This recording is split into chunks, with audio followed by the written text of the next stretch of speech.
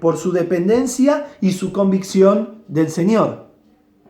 Ahora bien, lo cuarto que le va a elogiar el Señor, ¿sí?, es el versículo 10, está en el versículo 10. Fíjense la primera parte: por cuanto has guardado la palabra de mi paciencia. Parece parecido a haber guardado su palabra, pero en realidad lo que dice el Señor es que fueron perseverantes. Sí, habla de la perseverancia. Frente a muchas pruebas que habían tenido y que tenían, estos hermanos eran perseverantes, ¿sí? Y esto es lo que nos manda el Señor frente a las pruebas, tal vez como muchos vivirán hoy, ¿sí? Pruebas tal vez económicas, pruebas tal vez de incertidumbre, incluso algo que nos afecta a todos, que puede ser que terminada esta cuarentena o incluso durante la cuarentena podamos algunos ser infectados o alguno se vea perjudicado por esto, afectado, pero sin duda seremos probados también, y como lo seremos durante toda la vida, ¿sí? Probados, y la prueba no se pasa de cualquier manera. Pensaba yo, tal vez muchos dirán, o alguno diga, o pueda pensar que aguantar la prueba es bueno, sí, sigo vivo, ¿no? O sea, mientras uno continúe su vida, quiere decir que está soportando, no se refiere a eso. Porque la manera de soportar, la manera que Dios aprueba, es estando firmes, ¿sí?, en nuestras convicciones, en nuestra fidelidad y en nuestra dependencia a Él. Esta es la manera correcta de soportar la prueba. Soportar la prueba no es seguir viviendo solamente, sino vivir de manera dependiente y fiel, ¿sí?, y leal al Señor y a nuestra fe. Esta es la manera correcta de soportar la prueba y es la manera en que Él va a probar, ¿sí?, el resultado, ¿sí?, va a probar cómo hayamos soportado la prueba. Quinto verbo, velar. El Señor nos deja una exhortación y una advertencia a la vez, y es: no se duerman, no se duerman. En este tiempo que tenemos, tal vez es fácil dormirnos, puede ser fácil dormirnos porque estamos estamos en quietud, ¿sí? Y podemos tal vez dormirnos, incluso después, cuando nos suele pasar, después de un año agitado, nos podemos dormir en un descanso. Y no hablo de la actividad siempre, ¿no? Hablo de tal vez, bueno, cuando uno, por ejemplo, le puede hablar a alguien o puede hacer algo bueno, después dice, bueno, yo ya le hablé a alguien, ahora, ¿no? Y entonces vamos como mechando, vamos diciendo, bueno, ya leí un poco y ahora me dedico a mí y el Señor lo dejo hasta mañana. Entonces uno se va durmiendo, ¿sí? Y no vela, no está atento, ¿sí?, a la exhortación del Señor ni también a la advertencia. Y es un poco lo que le pasaba la advertencia del Señor para esta iglesia. Dice, he aquí, el versículo 11, perdón, he aquí, yo vengo pronto, retén lo que tienes para que ninguno tome tu corona. Dice, retén lo que tienes, y esta es la parte del versículo, para que ninguno tome tu corona. Retén, ¿sí? Y la manera de retener es avanzar. Cuando la manera de retener no es, bueno, hasta acá he hecho todo esto, ahora simplemente me quedo relajado, ¿sí? O bueno, tantos años de mi vida yo he servido al Señor, bueno, esta parte ahora ya no tanto, esta parte ya, bueno, ya he hecho una parte, ahora me limito solo a esto y cuando me toque hacer esto o hacer aquello. En realidad la manera de retener todo lo que esta iglesia había conseguido, pero no vuelvo a repetir, no en un sinfín de actividades, sino en qué consiguió. Consiguió dependencia, convicción, fidelidad y perseverancia. Todas estas cosas que había adquirido, bueno, ahora no se duerman, no las dejen, no se duerman en los laureles, ¿sí?, sino que sigan avanzando. Esto me recuerda, obviamente, el texto que leyó Gerardo en 1 Corintios, si no me equivoco, lo leyó Gera la semana pasada, 9:24, que dice, cuando Pablo habla de la carrera, corred de tal manera que obtengáis el premio y que lleguen primero. Ahora, lo interesante de este texto, ¿sí? Que no lo leemos por amor al tiempo, porque si no se nos va, es lo siguiente, que no hay un solo lugar para el primero. Si bien hay que llegar primero, no hay un solo lugar, sino que el podio es amplio para que todos podamos llegar primero. Y también, la otra cosa interesante de este pasaje es que no competimos contra el otro. No competimos contra el que tenemos al lado, contra un hermano en específico o contra otra congregación. No es una competencia entre hermanos. Es una competencia con uno mismo, por así decirlo, por darle un nombre. Es una competencia contra uno mismo.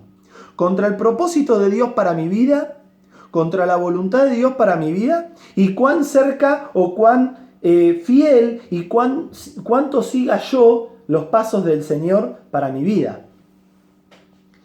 En eso consiste poder llegar. Por eso Pablo dice en 2 Timoteo, he acabado la carrera, he guardado la fe. Lo que Dios me ha dado para que yo haga, mi vida ha ido avanzando como el Señor quería que avance. Por eso Él se consideraba un primero. Él se consideraba un ganador. Y esta es la manera correcta de ganar. ¿Cuán cerca estoy de la voluntad de Dios? ¿Cuán cerca le sigo a Él? Es yo con Él, no con los demás. Es yo con Él. Y nosotros somos nuestros peores enemigos, porque nuestra carne va a ser peso muerto para que no corramos bien. Y junto con Satanás nos va a querer sacar de la competencia. Hermano, está en nosotros poder llegar primero. De parte del Señor está toda la ayuda. Pero está en cada uno de nosotros poder terminar nuestra carrera, que, dicho sea de paso, no sabemos cuándo termina. No tiene una edad. Puede terminar mañana. ¿Cómo estoy yo en esa carrera si mi vida termina mañana? Último, porque el tiempo se nos ha ido. El último verbo, motivarnos. Motivarnos.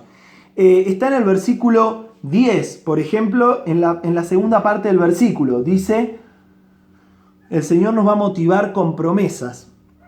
¿Sí? Fíjense, yo también te guardaré de la hora de la prueba que ha de venir sobre el mundo entero, para probar a los que moran sobre la tierra. Esto quiero detenerme un segundito, porque es una promesa de difícil interpretación. Volvemos como antes. Hay una interpretación parcial o hay un cumplimiento parcial. ¿Cuál es el cumplimiento parcial? Aparentemente, según los historiadores, rápidamente lo digo, esta iglesia, pocos años después, van a venir emperadores, como hemos visto hace varios jueves en una presentación, van a venir emperadores que van a perseguir mucho más a la iglesia. Bueno, aparentemente Filadelfia fue muy beneficiada, por así decirlo, no había beneficio para la iglesia en esa época, pero sí mucho menos perseguida, mucho menos que el resto de las iglesias. Así que sin duda Filadelfia ha sido bastante guardada, ¿sí? Esta ciudad, esta iglesia, de aquellas persecuciones que vendrían después. Pero sin duda leer el contexto del texto, justamente vemos un cumplimiento futuro y volvemos a este tiempo de tribulación sobre la tierra. ¿Por qué? Por dos componentes de esta profecía, dice, o de esta promesa. Para probar a los que moran sobre la tierra. Y este sobre la tierra es sobre todos los habitantes o sobre todos los que habitan la tierra, sobre toda la tierra, sobre su plenitud. Y nos habla de un juicio, de la hora del juicio de Dios, que sin duda todavía no se ha derramado, que se va a derramar cuando la iglesia sea arrebatada y empiecen aquellos últimos 7 años de tribulación. Pero también la promesa del Señor está dado en guardar a la iglesia de ese momento. Pero guardarla no de cualquier manera, no guardarla en medio de esa tribulación, sino sacarla para que no sea afectada por la tribulación. ¿Por qué? Porque hay un pronombre interesante, dice, yo también te guardaré de la hora de la prueba. No en la prueba, sino de la prueba. Y este de es un apartar a la iglesia de la prueba. Es una separación. Te voy a guardar te voy a quitar de aquella hora en la cual el Señor sin duda va a derramar su juicio, a probar a todos los hombres, y aquellos que sean salvos sin duda van a correr riesgo y van a tener muchísimos que dar su vida. ¿Sí? Va a ser una prueba de aquellos que realmente van a creer que el Mesías viene y aquellos que no. Pero seguimos, ¿sí? La segunda promesa, para ir terminando, dice el versículo 11: He aquí yo vengo pronto. He aquí yo vengo pronto. Y este venir pronto no significa que va a venir en lo inmediato, sino significa que va a ser un acontecimiento rápido e inesperado. Esto es lo que significa la palabra pronto. No le dice el Señor que va a venir en un tiempo, en un plazo corto de tiempo a buscar a la iglesia, sino que Él va a venir, y está ligado con, fíjense, con esta promesa del versículo 10, está ligado plenamente, justamente nos da más todavía la certeza de que está hablando de un cumplimiento futuro, porque Él va a venir a tomar a la iglesia y viene pronto, y va a ser un acontecimiento rápido, ¿sí? Como va a ser aquel arrebatamiento, el cual estamos todos esperando, ¿sí? Que suceda para estar con Él. Ahora dice después, el versículo 12, al que venciere, yo lo haré columna en el templo de mi Dios. Tercera promesa, columna en el templo de mi Dios. Es una expresión de eternidad, ¿sí? Es una expresión de algo inconmovible. Una columna, ¿sí? No se puede quitar, ¿sí? No es removible. ¿Sí? Cuando la iglesia, cuando habla de un candelero, ¿sí? En el caso de un candelero, como compara a la iglesia, el Señor al principio de estas profecías, de estas cartas, ¿sí? El candelero sí puede ser removible, pero aquí ya habla de una columna, y la columna, el pilar, ya no es removible, es un pilar que va a estar por la eternidad. Y cuarta, fíjense que dice, y escribiré sobre él el nombre de mi Dios y el nombre de la ciudad de mi Dios, la Nueva Jerusalén. El nombre sugiere una identificación. Hay una identificación y pertenencia de nosotros como ciudadanos frente a nuestro gobernante y a nuestra ciudad. Hay una identificación. Además, dice, fíjense que dice de mi Dios. Y esto habla de una relación sumamente estrecha con nuestro Dios. ¿Sí? Habla de que va a haber una relación totalmente unida, ¿sí? En presencia de nuestro Dios. Pero fíjense que no solo es un ciudadano, vamos a ser, con todos los privilegios de ser coherederos de aquel gobernante, sino también nos habla de un pueblo nuevo, de la iglesia, ¿sí?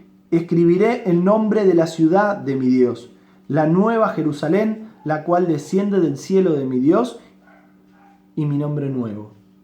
Y no solo vamos a ser habitantes de esta nueva tierra, librados ya de nuestro cuerpo, de este cuerpo, de esta naturaleza que sin duda nos afecta.